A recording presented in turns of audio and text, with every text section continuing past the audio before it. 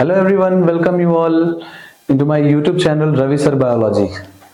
Today's topic for 12th standard is oogenesis. As we were talking about gametogenesis, gametogenesis की study कर रहे थे हम, जिसमें हम लोगों ने मेल गैमेटोजेनेसिस का प्रोसेस पढ़ लिया है, जिसको स्पर्मेटोजेनेसिस कहते हैं। और आज के सेशन में हम बात करेंगे किस तरह ओवम का फॉर्मेशन होता है या oogenesis किसे कहते हैं।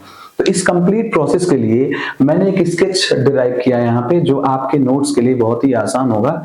इसका नोट्स आप स्केचिंग करते हैं तो इसका नोट्स भी आसान होगा आपके लिए, और इसको समझना काफी आसान है। Let us see and let us enjoy the topic today. This topic will bring good marks for board examination. Oogenesis, process of formation of ovum is called oogenesis. Obviously ये प्रोसेस ओवरी में होता है। Ovary में जो primary follicles बने हैं, आपको याद होगा मैंने डिसकंटिन्यू प्रोसेस बताया था कि oogenesis का प्रोसेस डिसकंटिन्यू प्रोसेस होता है, जो कंटिन्यू नहीं होता।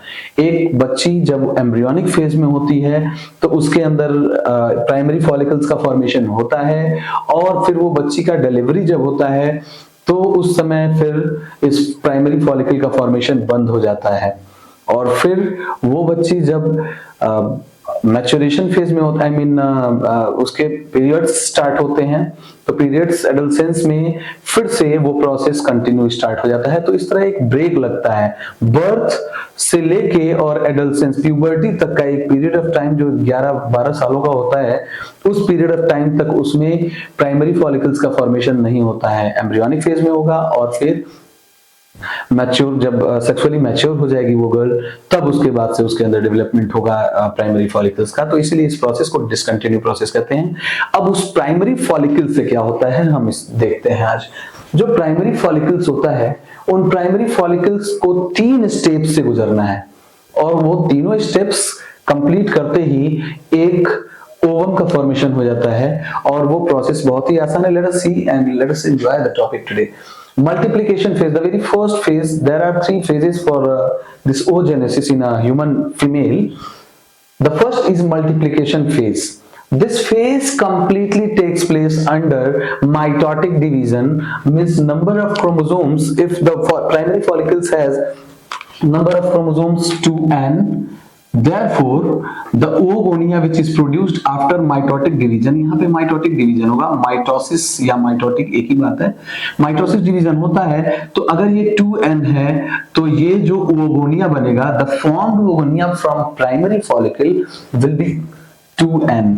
तो प्राइमरी फॉलिकल से oogonia का फॉर्मेशन हो गया, और वो oogonia 2n नंबर होंगे। रीजन है कि मल्टीप्लिकेशन जो है वो माइटोसिस टाइप का है, सेल डिवीजन माइटोसिस टाइप का है। तो ये याद रखेंगे कि मल्टीप्लिकेशन फेज में सिर्फ और सिर्फ मल्टीप्लिकेशन फेज होते हैं, मीन्स माइटोटिक डिवीजन होते हैं इस मल्टीप्लिकेशन फेज में। अब जो प्राइमरी फॉलिकल माइटोटिकली डिवाइड करके और जो oogonia बनाते हैं, वो oogonia दूसरे फेज में पहुंच जाते हैं, और फिर दूसरा फेज स्टार्ट होता है which is called growth phase. अब ये जो ग्रोथ फेज बना, इस ग्रोथ फेज में क्या होगा ना, इस oogonia जो है उसका ग्रोथ होगा। By the name it is clear that this is called growth phase, means we are talking about the growth of that particular cell और that particular type of the cells or group of cells. So this is a oogonia which is smaller in size, that you can see in the diagram as well, and this small size oogonia is getting increased in the size. तो size यहाँ पे increase कर गया, इसका मतलब ये है कि इसका ग्रोथ हो गया, और इसीलिए इसको ग्रोथ फेज कहते हैं। तो जब इसका ग्रोथ होगा तो ये oogonia था, ये हो जाएगा प्राइमरी oocyte या oocyte कहते हैं, primary oocyte. This primary oocyte will be produced, enlarged. Actually, cytoplasmic contents will be bigger and the size will be looking bigger than the oogonia, और इससे थोड़ा सा साइज इसका इंक्रीज कर जाएगा, बड़ा हो जाएगा, और फिर इस तरह ग्रोथ फेज कंप्लीट हो गया। 2 फेजेस पढ़ लिया, प्राइमरी फॉलिकल्स oogonia बनाए, और oogonia ग्रोथ फेज में आया, ग्रोथ फेज में इसकी साइज एनलार्ज कर गई, और ये हो गया primary oocyte। Means primary follicle से oogonia और oogonia से प्राइमरी oocyte का फॉर्मेशन हो गया। अब हम चलते हैं थर्ड स्टेप। थर्ड स्टेप है maturation phase. in this maturation phase, what will be happen? This division of meiotic division, as we have already studied, the gamete formation takes place under meiotic division. meiotic division होता है gamete formation में. तो अब तक जो division हुआ वो mitotic division हुआ. माइटोटिक का मतलब क्रोमोसोम नंबर में कोई चेंजेस नहीं होगा. जो डॉटर सेल है वही क्रोमोसोम नंबर रहा होगा उसके मदर सेल में, तो इसलिए उसके नंबर ऑफ क्रोमोसोम्स में कोई डिफरेंस नहीं होगा. डिफरेंस कहां होगा? अब चेंजेस कहां आएंगे? मियोटिक डिवीजन में. तो मियोटिक डिवीजन होगा मैच्योरेशन फेज में. यहां पे मियोटिक फर्स्ट हो रहा है, मियोटिक फर्स्ट होगा. और एक और स्पेसिफिक टॉपिक हमें इसके लिए याद करना होगा, इसमें अनइक्वल साइटोप्लाज्मिक डिवीजन होता है. अनइक्वल साइटोप्लाज्मिक डिवीजन का मतलब है एक सेल दो सेल्स में डिवाइड होता है.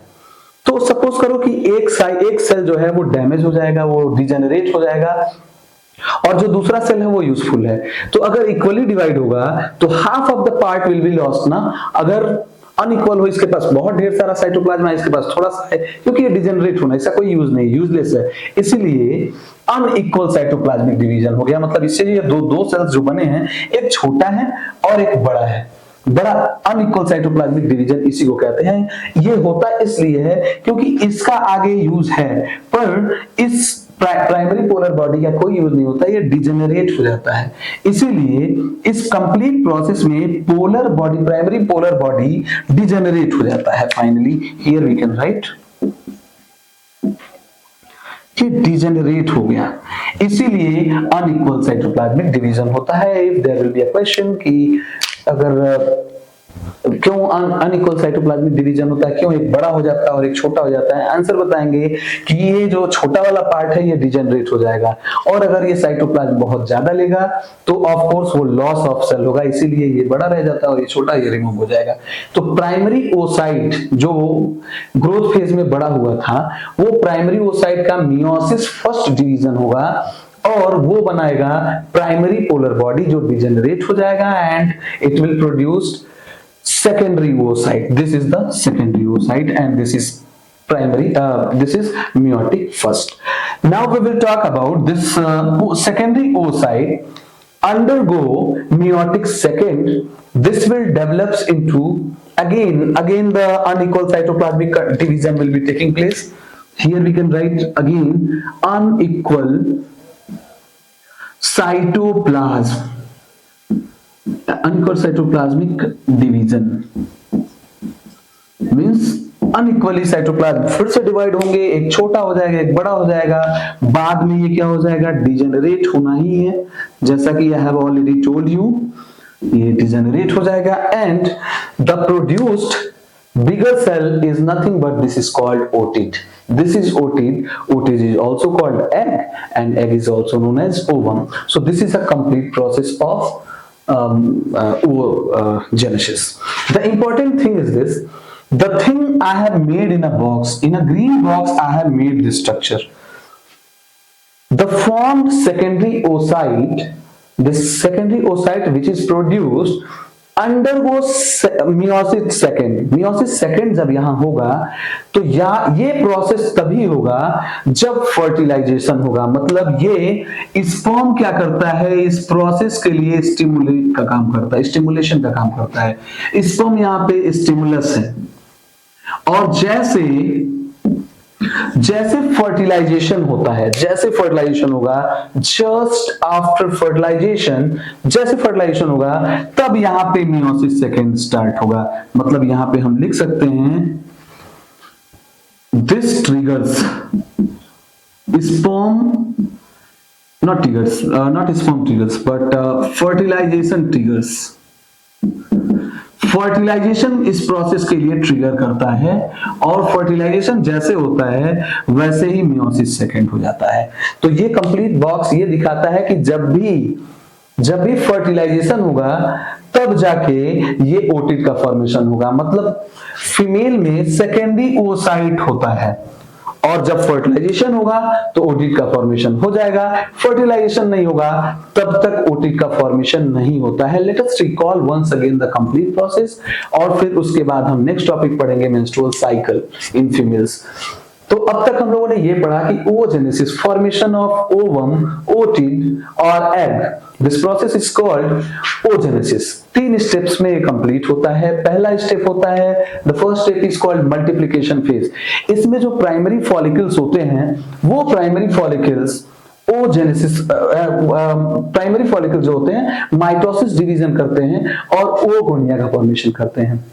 याद रखेंगे इसकी प्लॉइडी 2n ही होती है, 2n यहां है और यहां भी 2n होगा। ये हो गया first step which is called multiplication phase. The second phase is called growth phase. इसमें जो ओगोनिया बना है उसका ग्रोथ होगा। Of course growth is a part of size increment, तो साइज इसकी इंक्रीज कर गई। ये हो गया सेकेंडरी फेज और ग्रोथ फेज, और इसको कहते हैं प्राइमरी ओसाइट। ओगोनिया से बना प्राइमरी ओसाइट। अब ये प्राइमरी ओसाइट अब ये पहुंच जाएगा थर्ड स्टेप में। सेकंड स्टेप ग्रोथ फेज था, थर्ड स्टेज है, इसको कहेंगे मैच्योरेशन फेज। मैच्योरेशन फेज ही क्या है? मियोटिक डिवीजन है। तो यहां पे हम लिख सकते हैं मियोटिक डिवीजन। और स्टूडेंट्स याद रखेंगे ये माइटोटिक डिवीजन है। फर्स्ट वाला जो फर्स्ट है मल्टीप्लिकेशन फेज, ये माइटोटिक डिवीजन है और मैच्योरेशन फेज मियोटिक डिवीजन है। और growth is just by the name it is clear, growth है, ये सिर्फ ग्रोथ और कोई डिवीजन नहीं होता। तो इस मैच्योरेशन फेज में मियोटिक डिवीजन होगा। मियोटिक के 2 स्टेप्स होते हैं, मियोटिक फर्स्ट, मियोटिक सेकंड। तो मियोसिस फर्स्ट में ये प्राइमरी ओसाइट डिवाइड होगा 2 पार्ट्स में, एक प्राइमरी पोलर बॉडी जो डिजेनरेट हो जाता है और दूसरा होगा सेकेंडरी ओसाइट। ये सेकेंडरी ओसाइट पोलर बॉडी से बड़ी होगी क्योंकि अनइक्वल साइटोप्लाज्मिक डिवीजन होता है। साइटोप्लाज्म अनइक्वली डिवाइड करता है, एक का साइटोप्लाज्म बड़ा होगा जो यूजफुल है और जो लॉस हो जाएगा, जो डिजेनरेट हो जाएगा, उसका साइटोप्लाज्म छोटा होता है। फिर हम पहुंचते हैं इसके सेकेंड पार्ट में, मियोसिस सेकेंड पे। और याद रहे यहां तक जो सेकेंडरी ओसाइट बना है यहीं तक प्रोसेस हुआ रहता है। जब स्पर्म आता है और फर्टिलाइजेशन होता है, स्पर्म आने के बाद जब फर्टिलाइजेशन आता है तभी ये प्रोसेस होता है, इसके आगे का प्रोसेस नहीं, तो ये प्रोसेस नहीं हुआ रहता है। मींस इसको ट्रिगर करता है फर्टिलाइजेशन। जब फर्टिलाइजेशन हुआ तो सेकेंडरी ओसाइट बना हुआ है फीमेल में, तुरंत वो सेकेंडरी ओसाइट क्या करता है, एक फिर से अनइक्वल साइटोप्लाज्मिक डिवीजन होगा। ये यहां पे अगर ये 2n है friends, let us understand the thing. This is 2n, primary oocyte, and after meiosis first it become n and n. And you know very well meiosis second is the equational division almost, so this will be n, so it will remain, and this will be also n. So what will be happen? Unequal cytoplasmic division once again happen only after fertilization takes place. This box is indicating that this process will happen only after fertilization. तो fertilization जब जैसे हुआ तुरंत trigger करता है, meiosis second start होगा और फिर से अनइक्वल साइटोप्लाज्मिक डिवीजन जैसे यहां हुआ तरह से यहां होगा। ये सेकेंडरी पोलर बॉडी है, ये डिजेनरेट हो जाएगा और ओटिड, एग या ओवम, ये तीनों एक ही नाम है, इसका फॉर्मेशन हो जाएगा। और यही क्या है? गैमेट है, फीमेल गैमेट है जिसको हम ओवम कहते हैं। So this is all about the oogenesis, एक कंप्लीट सा process which is very very easy to understand. अगर आप चाहें तो एक और तरीका है इसको लर्न करने का, इसके सीक्वेंस को याद करने का। एक आसान सा तरीका ये हो सकता है, सबसे पहले हम यहां पे प्राइमरी फॉलिकल्स लिख सकते हैं। प्राइमरी फॉलिकल्स का फॉर्मेशन हुआ और इन प्राइमरी फॉलिकल्स से बनता है ओवोगोनिया। ओवोगोनिया के बाद से फिर फॉर्मेशन होता है प्राइमरी ओसाइट का, प्राइमरी ओसाइट का फॉर्मेशन होता है। फिर प्राइमरी ओसाइट से सेकेंडरी ओसाइट बनता है, सेकेंडरी ओसाइट, और सेकेंडरी ओसाइट से ओटिड का फॉर्मेशन होता है, ओटिड का फॉर्मेशन होता है। अब इन प्रोसेसेस में होता क्या है, तो प्राइमरी फॉलिकल से ओवोगोनिया बनता है माइटोटिक डिवीजन से, माइटोटिक या माइटोसिस लिखते हैं थोड़ा सा, mitotic and mitosis both are same thing, तो ये लिखेंगे माइटोसिस। ओवोगोनिया का फॉर्मेशन ओवोगोनिया से होता है प्राइमरी ओसाइट। इस प्रोसेस, ये जो प्रोसेस है ये हो गया फर्स्ट फेज, और ये सेकेंड फेज में होता है जिसको हम कहते हैं, इस प्रोसेस को कहते हैं ग्रोथ फेज। तो ग्रोथ फेज ओवोगोनिया का ग्रोथ होगा तो फिर बनेगा ये प्राइमरी ओसाइट। और ये कंप्लीट प्रोसेस जो है ना, इस कंप्लीट प्रोसेस को हम कहते हैं ये this is primary oocyte, yes this is secondary oocyte, और इस कंप्लीट प्रोसेस को हम थर्ड स्टेप देते हैं मैच्योरेशन फेज। तो इस तरह ये 3 स्टेप्स हैं। अगर हम चाहें तो आसानी से ऐसे भी स्केच कर सकते हैं, लर्न कर सकते हैं।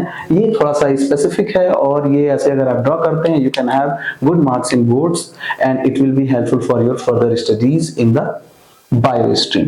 Stay with me for more videos about your chapter. Thank you. Have a nice day.